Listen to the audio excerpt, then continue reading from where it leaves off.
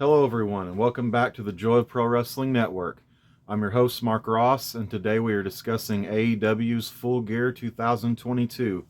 This event was held at the Prudential Center in Newark, New Jersey. And this is MJF's backyard, if you will. So there will be a hometown crowd for MJF. MJF's going up against Jon Moxley for the AEW World Heavyweight Championship in the main event. And he says he wants to do this on his own. No cutting corners, no cheating, no one to help him. He wants to prove not only to Jon Moxley but to himself and William Regal, especially, that he can do this.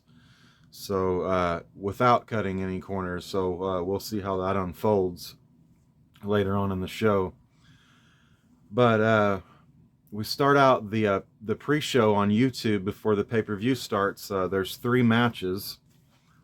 The first match was the Best Friends with Danhausen, with a special guest tag team partner, mystery partner, if you will, Danhausen. But I think everybody knew that it was going to be Danhausen.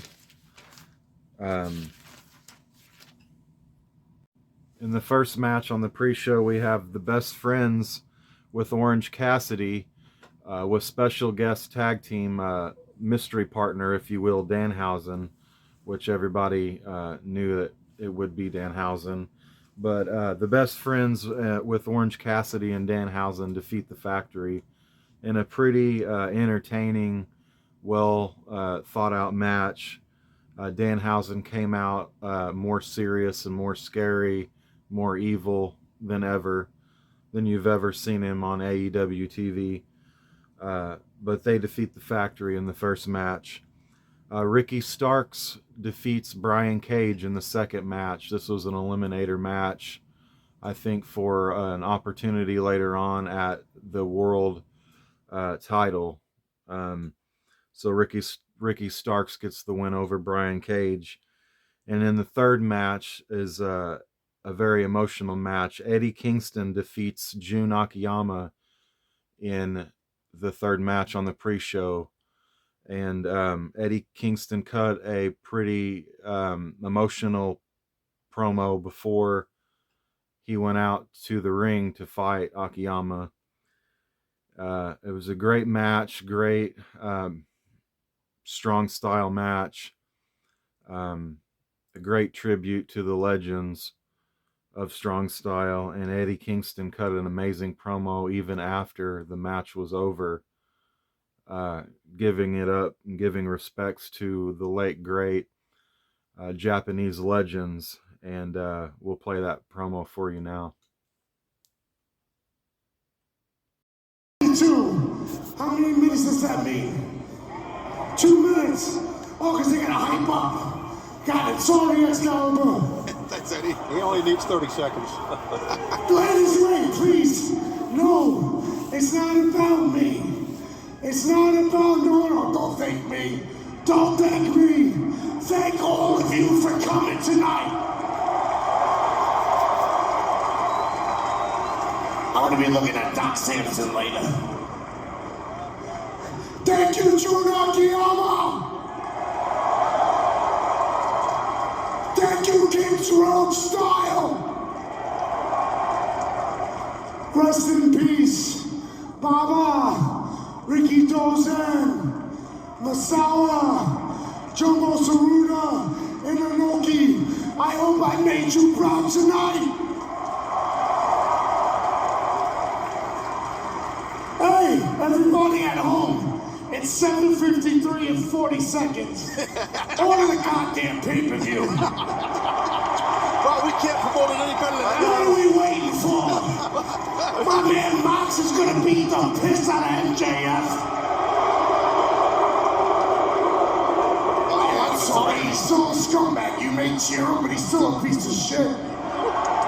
Here's the monitor. Call a spade a spade, y'all. Okay. They'll let me know. Also, Jamie Hayter, Tony Storm. That's my match. I want to see that. Britt Baker! Soraya! Oh, he told me I gotta go. Peace.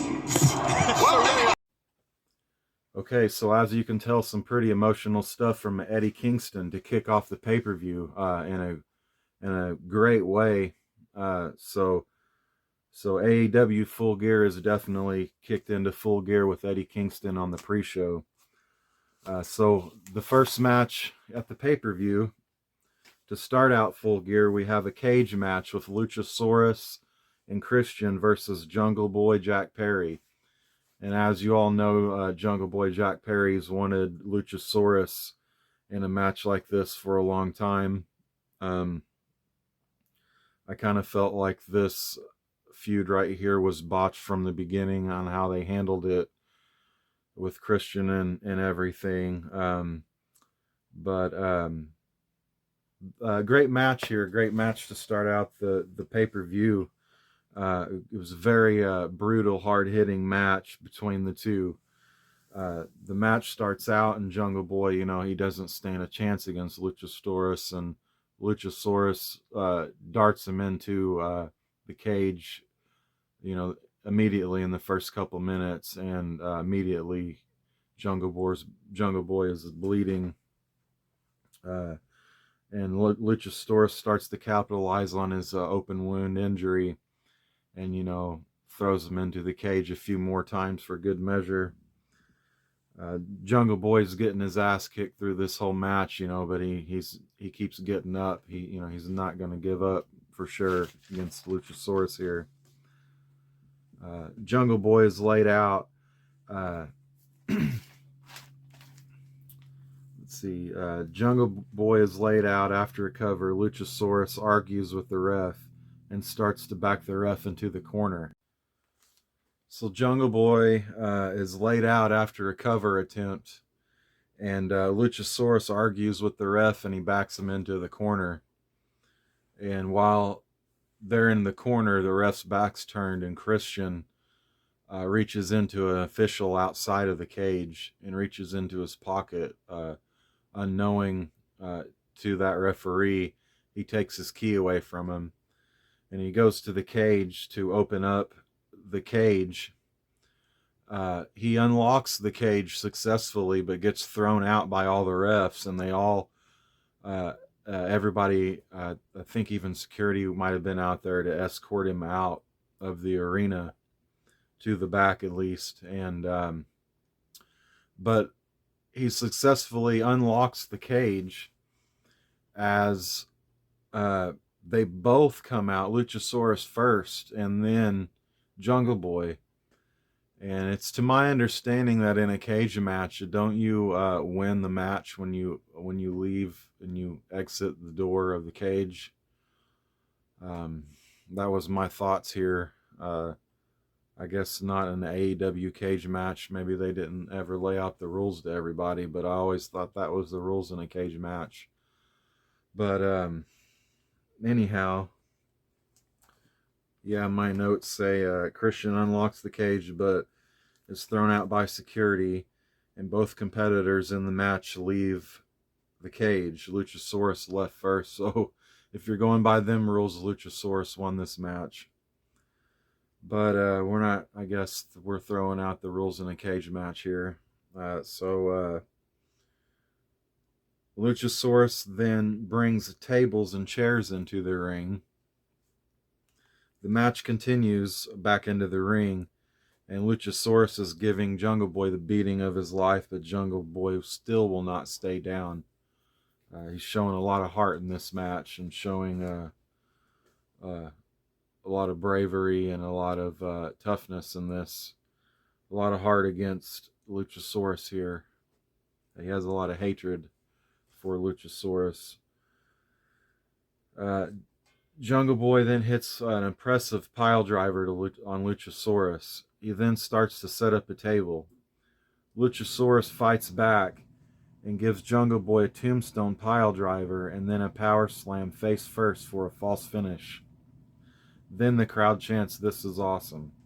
So, great match so far.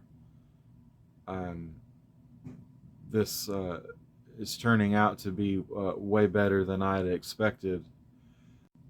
I thought they'd kind of botched this feud from the beginning, so I kind of lost interest in it. But you know, Jungle Boy in this match, he showed a lot of heart. He showed his abilities. He showed that he's a superstar in this company, and he needs to be looked at as such. And very loud crowd for him, very loud crowd reaction. So Jungle Boy, you know, he's a smaller, but he's still a great competitor. And don't be surprised if he ever makes a run for the AEW World Title. Um, I think with his fan base backing him, he could do it. Um, but you know, very impressive in this match. Uh, Jungle Boy has a sleeper hold applied. He lays Luchasaurus out on the table and begins to climb to the top of the cage. He then gives a flying elbow drop down onto Luchasaurus and then gets him in the snare trap submission. Luchasaurus taps. Jungle Boy Jack Perry wins by submission. Great match to start out. Um, One of the better cage matches I'd seen in a long time, besides the them exiting the cage and the match not ending. You know, them forgetting about the rules of a cage match. But um, the finish was so great. Um, Jungle Jungle Boy's redemption story in this match, great storytelling. It was just a great match to kick off the pay-per-view. Another note about Jack Perry, they mentioned how good his AEW record was, and it had him ranked second on the active roster list. So he should have, you know, according to that, he should have a world title match any day. You know, and he was ranked second behind Jon Moxley. And you'll see what happens to his record later on in the show. But outstanding cage match, first match to kick off the night of the pay-per-view here. Match number 2. We keep going here with more entertaining stuff. We got the Trios Championship between Death Triangle and the Elite. And this is the Elite's first time back, their return since their little scuffle with CM Punk and their suspension. But they come out as the Wayward Sons, and they come out to carry on Wayward Sons by Kansas, and they just come out looking like total rock stars. Kenny Omega is looking great. He's bouncing back from his injury really well. His comeback, you know, he looks like he's just in top-notch shape. He looked great in the ring. He looked 120%. Young Bucks looking as they usually do. And the commentator team was doing a great job selling how great the Elite looked and how great Kenny Omega looked, especially Don Callis. He has a great voice for the commentary booth. I love hearing him out there. He just adds that extra flavor to the broadcast. I'd like to see more of him behind the commentary booth. You know, if he ever broke away from Omega, you know, when they do extra things and they put extra guys in the commentary booth, and you realize how great they are, like Kevin Kelly, you know, you want to keep them guys there. At least I would. But anyway, Don Callis is putting over Kenny Omega. Kenny Omega and the Bucks. He's doing a really good job. This match right here was the AEW style. This was the perfect example of an AEW match. fast-paced, hard-hitting, lots of super kicks and Canadian destroyers and flips and dives, tope suicidas, and you name it. Borderline lucha libre rules for this trios, championship. Um, but the Young Bucks and Kenny Omega and everybody in this match, the Death Triangle, these six guys are the most talented in the company, as far as athleticism and showmanship and entertaining the crowd. But this match really shows you the AEW style and how they can go, and how they get the crowd uh, to participate inside the match. Um, it's just a different day and age in wrestling we're living in. It's a different style, but these guys really do the AEW style really well. Um, a lot of the matches, there's not a lot of ref counts. There's not a lot of counts to get back out of the ring. You've been in the ring too long. A lot of the guys, they all end up in the ring at the same time doing their moves. Um, but this was a very, very good, entertaining match. The crowd was very into it. Loud pops throughout. Um, Ray Phoenix, he's working overtime in this match for sure. He's getting the crap kicked out of him. He's getting dropped on his head, his neck, getting, hit by huge lariat clotheslines. Uh, he's taken a really, really big beating. But let's see what my notes say here. Yeah, this is the second match. I have this note right here. This is only the second match. Usually, the second match, the first match sets the pace, which the first match of the cage match really did a good job and could have even been the main event. But, you want you know, your next to best match to really kick off the show and set the tone. And you go from there, and kind of your second and third match are kind of, your breather from the first match because it was so good. But this is the second match, and it's the anxiety is up, and um, the crowd is loud and hyped, and anticipation for this match was huge. But yeah, so commentators are doing great on selling how well these two teams know each other. So these two teams, have been back and forth time and time again. They know each other's repertoire of moves. They're countering each other's repertoire of moves, countering each other, doing a great job of selling that kind of wrestling to the crowd, and the crowd's just eating it up, loving it, And they all reverse their super kicks and their big moves, and they all have this big stare down in the ring, which is a pretty cool moment in the match there.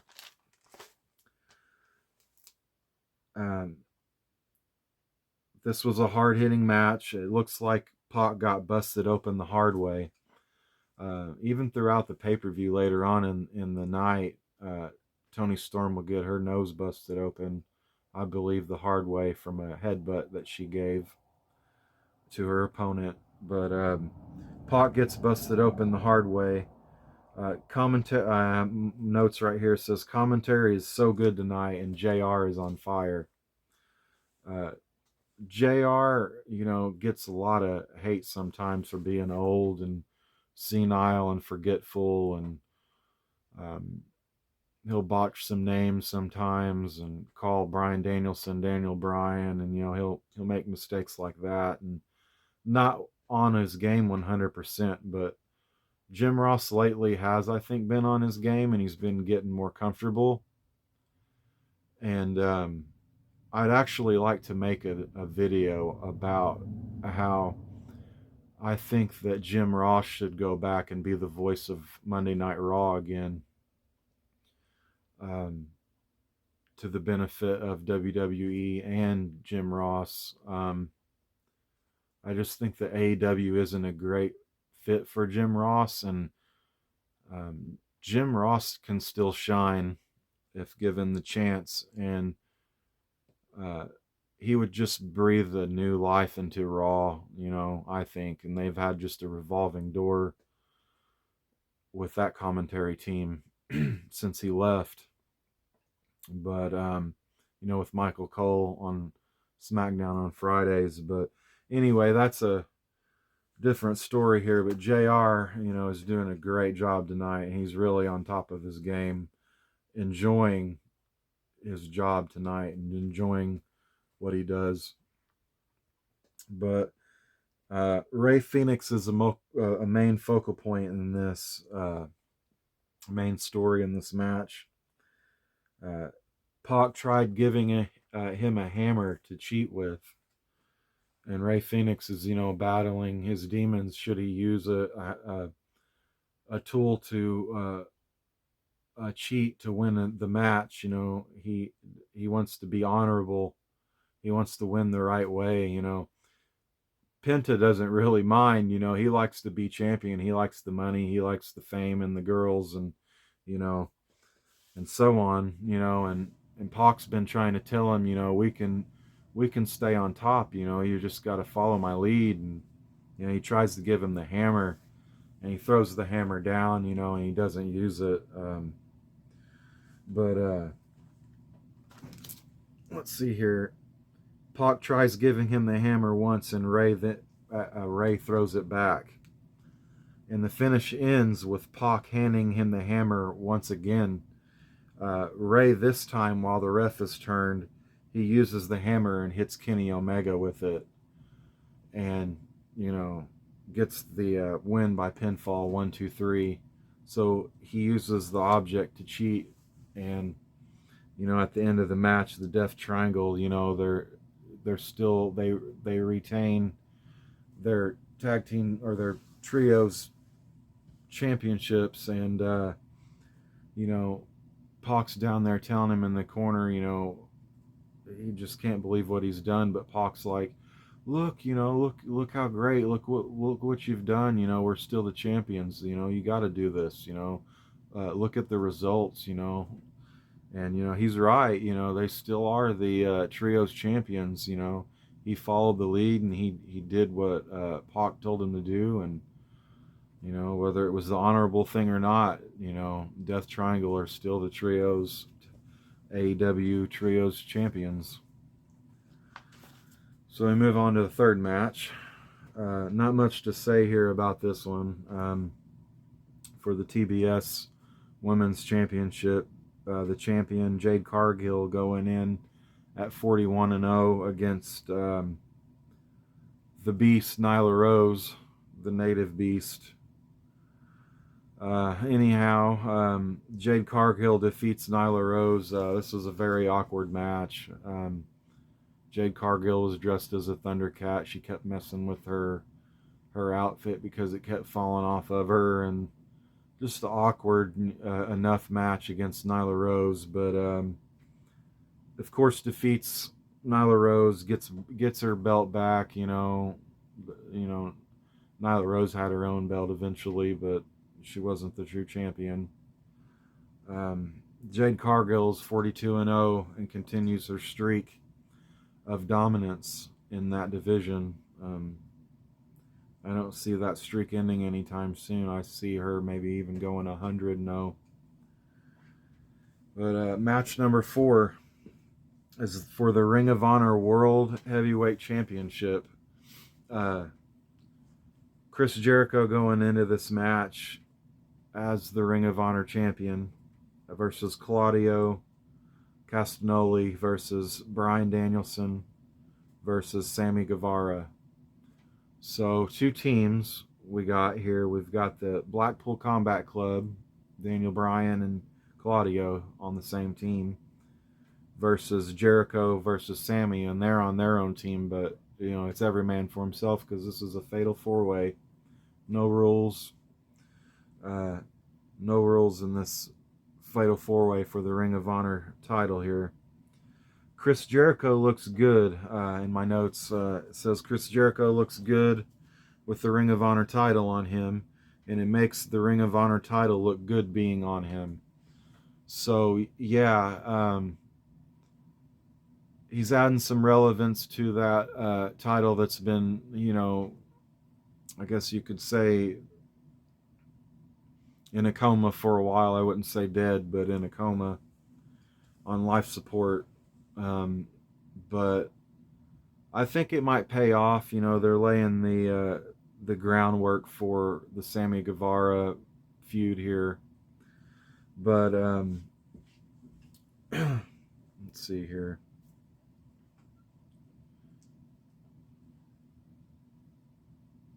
So this was a good competitive match with between all four competitors. At first, my notes say I felt like this match could have been on Dynamite, but this match starts to impress me later on here. The story here was would Sammy obey Jericho? You know, even if he won the match, you know, give the belt to him, you know, or basically, you know, lay down for Jericho, you know. Hollywood Hogan type scenario with the NWO here. But they're laying the foundations here for Chris Jericho and versus Sammy Guevara later on in the future here.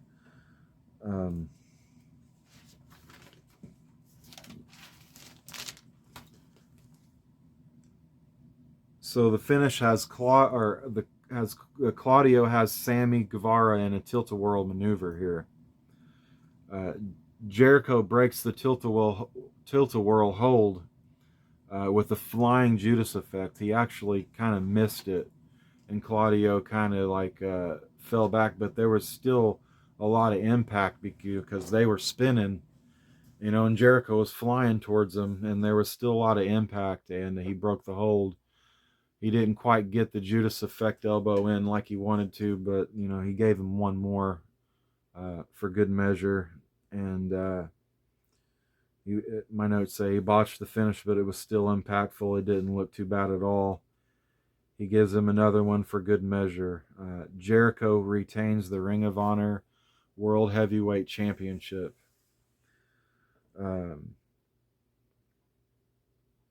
Then the TV broadcast goes into a double screen with Sammy, you know, laying on the ground, laying on the mat with Jericho celebrating outside the ring up on the ramp. So like I said, laying the foundations of that feud, which, you know, the Ring of Honor Championship needs to be on a newer, younger, up-and-comer superstar, you know, not necessarily an old veteran. So I understand why Chris Jericho has the title right now, and it does look good on him for a little while. But hopefully not that long, and hopefully we go into a Sammy versus Chris Jericho feud. Looks like that's going to happen here, probably for that Ring of Honor Championship here. Sammy has his eye on it, and it doesn't look like he's afraid to go up against Jericho for it. So anyway, let's see. We got the next match is Saraya's debut return to wrestling. She's been out for 5 or 6 years due to injuries.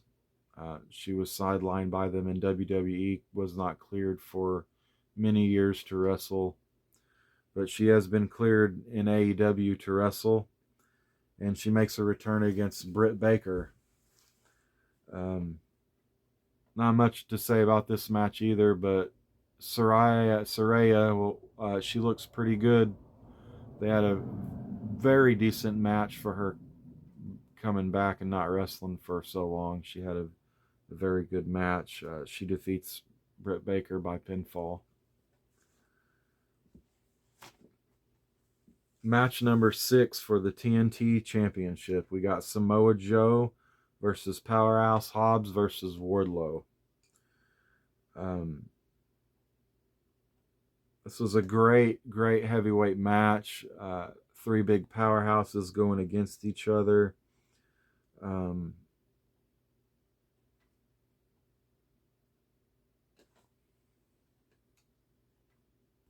I kind of had the feeling that Samoa Joe might take this match. I knew it was either going to be between Samoa Joe or Wardlow here.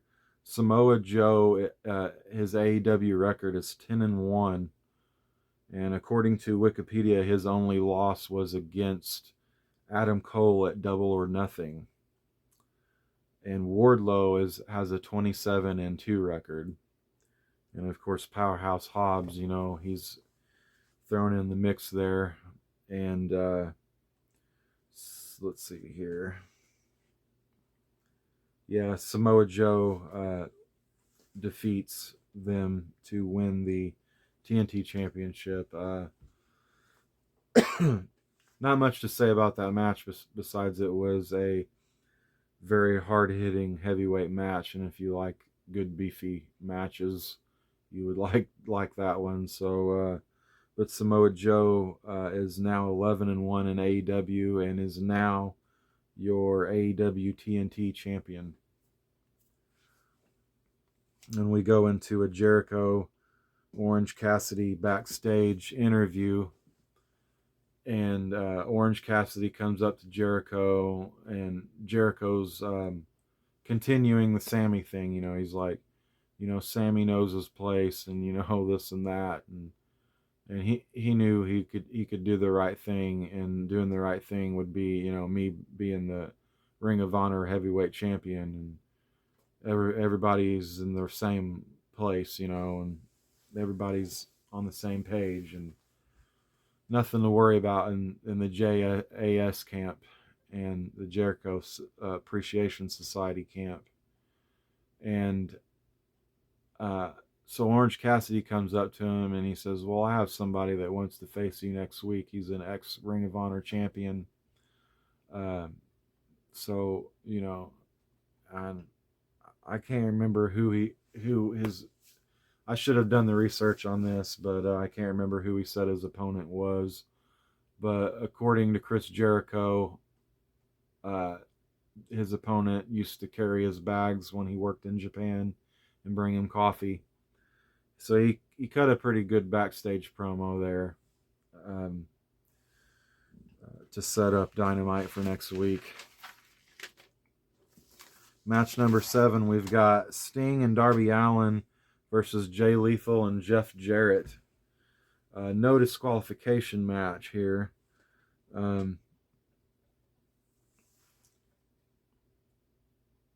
Satnam Singh was a difference maker in this match, but Darby makes quick waste of Satnam Singh. Sting tries to get a Scorpion Death Drop maneuver on Satnam Singh. He almost has it pulled off, but then he has Darby climb up to the top rope and help him. Darby climbs to the top rope. He coffin drops Singh, and then he coffin drops the legal man Jay Lethal to get the win.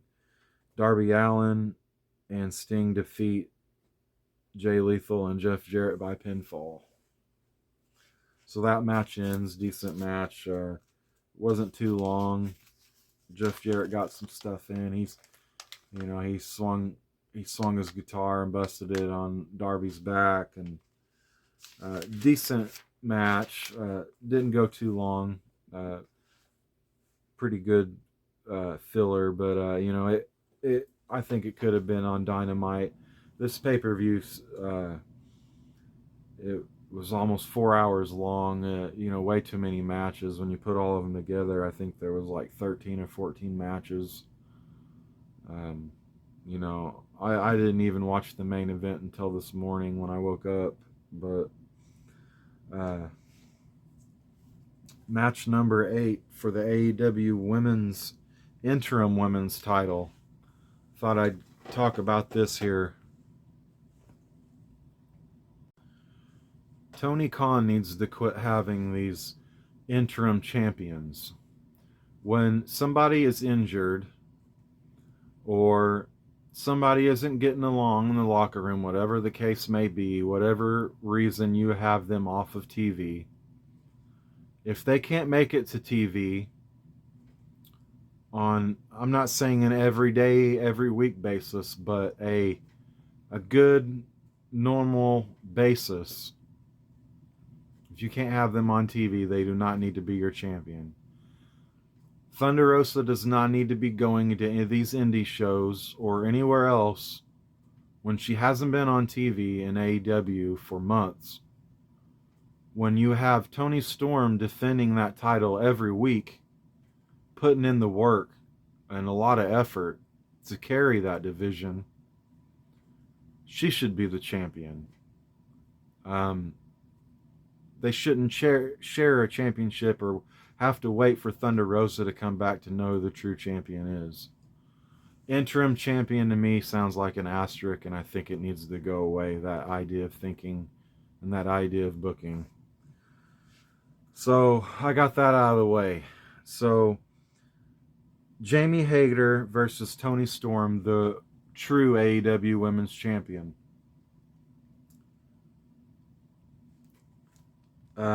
Like I said in my notes here, Toni Storm has a lot of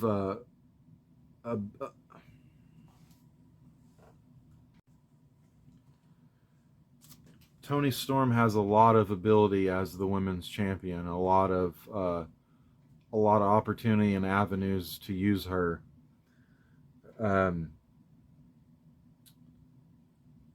She's a workhorse, and she's proven to be dependable when others have not. And she works hard, and I can tell her matches are getting better each and every time I see her wrestle. She's putting more effort and more heart into the matches that she has. She appreciates the title that she's been given, you know. But there's a story here with Jamie Hayter and Toni Storm that they were roommates during the pandemic, during lockdown. They lived together for months. So they have a history of being friends here. So they're having a decent match. Matches, I guess, going back and forth, and Rebel sneaks out to the ring. She hits Toni Storm with the belt while the ref is distracted by Jamie Hayter. The ref turns around and throws Rebel out of the arena back to the dressing room. The match continues as Toni Storm spills to the outside, only to receive a curb stomp onto the title belt that is still laying there. Britt Baker is on the outside and curb stomps her onto the title belt. Britt Baker rolls Toni Storm back into the ring for Hayter, but she can't put the Storm away. The match continues. Britt Baker, she's doing all she can to show her support for Jamie Hayter. There's nothing but love there, no jealousy, and I'm liking that as a part of their group. They really have each other's back, you know, and want what's best for each other, you know. Their little clique that they have there, you know, they realize that with one of them as champion, you know, they're better off, you know. It doesn't matter who it is, you know. And Britt Baker's very proud of Jamie Hayter. She put her physical body on the line for her in this match. She climbs up the top rope and unties the turnbuckle, you know, gets in harm's way doing it. Then, you know, it allows Hayter to get the move on Toni Storm, and Toni Storm goes headfirst into the turnbuckle, the exposed turnbuckle metal. You know, Toni Storm's already busted open, by the way. She threw a headbutt earlier in the match, and, you know, probably fractured or broke her nose the hard way here. but she loses her title here. Hayter, let's see here. Jamie Hayter, throws her into the turnbuckle, to the exposed turnbuckle, and then hits a big lariat clothesline for a pinfall, and she gets her 1-2-3. She is now the AEW Women's Interim Champion.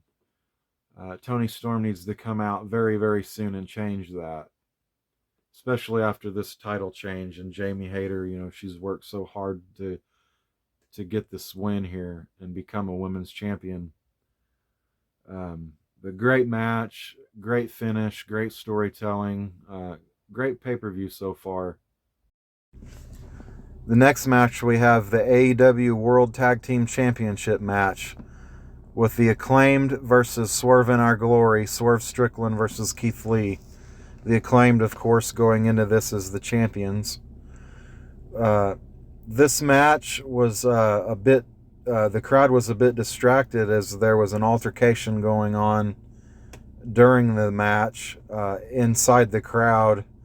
So most of the attention of the crowd was aimed towards whatever was happening with the fans outside of the match. But after all that was over, it was back to the drama in the match. Swerve tries to put a pair of wire cutters into Keith Lee's hand. Keith Lee refuses, and Swerve slaps him. So Swerve's yelling at him, you should listen and do what I say. That's why we lose all the time. But Keith Lee then helps Bowens up and walks out of the match to leave Swerve to get beat by the Acclaimed. So the Acclaimed retain their AEW World Tag Team titles by pinfall. So we'll probably see a Swerve versus Keith Lee feud very, very soon, which we've been actually in the making of that for a while now. But now on to the main event, the AEW World Heavyweight title. Jon Moxley versus MJF. The hometown crowd, is loud for MJF. MJF comes out hyped up, looks like he's ready to go. Moxley starts the match immediately with a slap to the face. And MJF tries to throw some stiffs back, some stiff, hard slaps back to Moxley. But it just pisses Moxley off even more. So the first part of the match is mostly dominated by Jon Moxley. So after 10 minutes of getting beat up by Jon Moxley, MJF finally smartens up and he goes to the outside of the ring for a table, and he sets a table up, and he goes back into the ring but is met with Moxley by a cutter. And Moxley starts a brutal assault on MJF. He begins to taunt the crowd. They fight on the apron. MJF tombstones Moxley on the apron, but MJF in the process hurts his own knee. They go back into the ring. Then they fight back to the apron. Moxley hits a pile driver on MJF through the table. The ref starts to count MJF out, and the crowd... let's see here. The ref starts to count MJF out as MJF crawls back into the ring, and he barely makes a 10 count. Then Mox meets him when he climbs back into the ring and gets up with the DDT and starts an all-out assault on the injured knee of MJF. Mox locks MJF in a figure 4 leg lock. Now, on a side note here, this match is now 20 minutes into the match, and it's great storytelling by Moxley here with MJF, and no blood is involved yet. No one is bleeding in this match here. So great storytelling, no need for blood. It's entertaining enough of a story without it. Which I think everybody probably believed there would be a lot of blood in this match, but there turned out to be none at all. MJF reverses the figure 4, but Moxley gets a rope break. The match continues, and Moxley continues the attack on the injured knee. The fight goes to the top rope. Then Jon Moxley hits a paradigm shift, but MJF grabs the rope break for the during the pinfall, so he grabs the ropes to break the 3 count. MJF is hurt bad, and Moxley starts taunting MJF and telling him to hit me. He's cussing at him, telling him, is that all you got? Hit me, motherfucker. And then the two start trading blows. MJF, during the free-for-all fist cuffs they were having, MJF throws the ref into harm's way, and the ref gets knocked out. MJF pulls his diamond ring out of his tights, and during this time he's getting ready to pull the ring out of his tights. William Regal's making his way down to the ring. And, Regal's telling him to put the ring away, you better not do it, you better not do it that way, MJF throws it down, and then he flips Regal off. Then he turns around, and Moxley comes up behind him with a sleeper hold. Another ref comes out, and then they're knocked down, and MJF is tapping out, but there's no referee. So both the referees are knocked out. So Mox is down, not paying attention, and has his back turned. Regal slides MJF his brass knuckles while Moxley's back is turned, and the ref doesn't see it. So William Regal gives MJF his brass knuckles, and then MJF hits Moxley with the brass knuckles to win the AEW World Heavyweight Championship.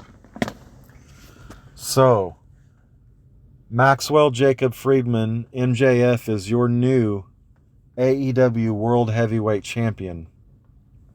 He didn't do it on his own way. He had the help of none other than the turncoat trader William Regal. In hindsight, thinking back on it, Jon Moxley should have been a lot smarter than to trust a man like William Regal, especially with the track record that he has. So, very great storytelling here. Great way for Moxley to lose. Great, memorable match. This finish was so good that, it had me into tears, practically, how good the storytelling was. If you didn't get a chance to see this match, I recommend that you try and go watch it. It's one for the ages, really. MJF,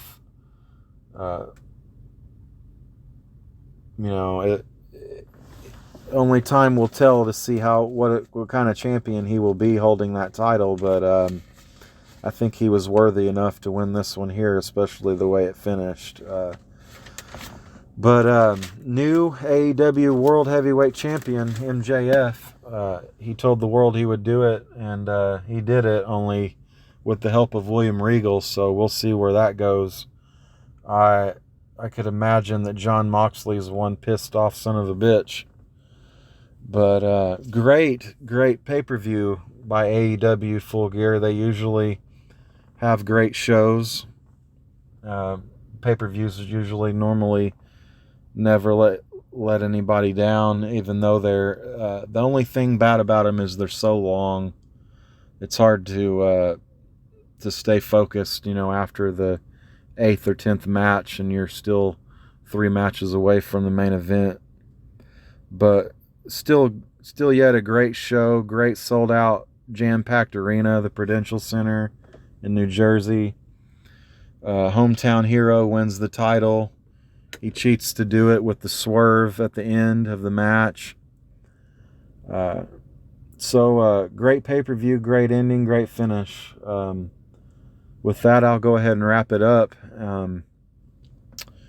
so I can hurry and start editing this video and get it out to you. But if you've enjoyed this video, please give me a like and subscribe if you haven't yet, and stay tuned for the next video. Next weekend, there should be an upload after Survivor Series War Games, we will be reviewing that as well. So stay tuned for more wrestling content, and we will see you on the next one.